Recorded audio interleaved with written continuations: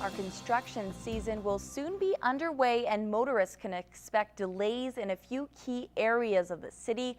The annual water and sanitary sewer main replacement program has been given the go-ahead to install newer, more reliable mains compared to our current ones. They are approximately 65 years old. The water main is a cast iron water main, which is prone to failure at this age. And we're actively, with this program, every year we're actively replacing those ones first. The program will shut down 2 blocks of 49th Avenue from Highway 16 to 42nd Street. They're anticipating mid-July to end July before they're going to start, just because of the timing of our other project that's going to be gearing up pretty soon, the 44th Street rehab project that we have going. And 44th Street improvements are beginning by the end of the month. Meantime, preparations are underway for Canada Day, and the City of Lloydminster is in need of volunteers. Last year's celebration was a huge success, and the city hopes to continue this trend. This year we're hoping to get probably another 10 to 15 people or individuals, community groups involved. Volunteers will be able to work flexible hours and in various positions throughout the day.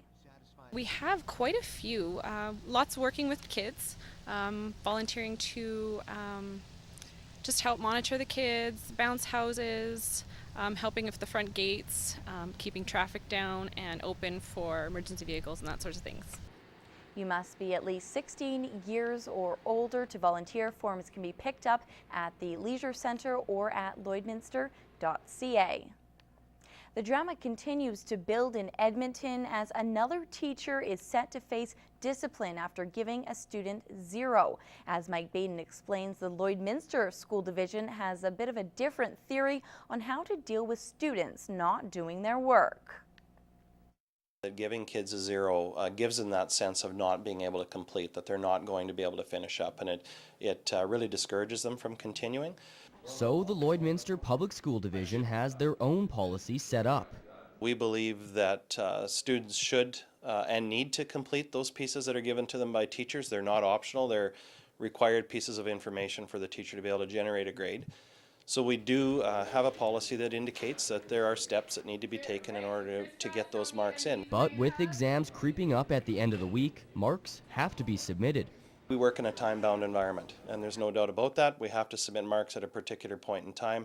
So is it a possibility that a student can earn a 0? That is a possibility, but it would only be after there was an extensive process to try to ensure that those pieces of evidence were gathered. And some feel that not giving 0s can hinder students. It seems like all the students are passing and they're having troubles in future education as in colleges and universities, and I'm seeing a lot of that, and I feel that they have to be tougher on the kids' education and make sure they know what they're doing to have a future career. Robinson says that students should be disciplined for incomplete work, but sometimes need a second chance.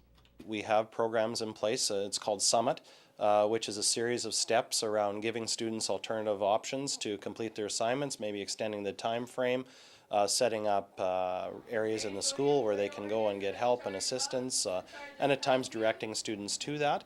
An Edmonton School Board trustee feels the no 0 policy needs to be reviewed, while one local resident thinks there is an easy solution. If you're not doing what you're supposed to, then you need to get a 0. Mike Baden, Newcap News.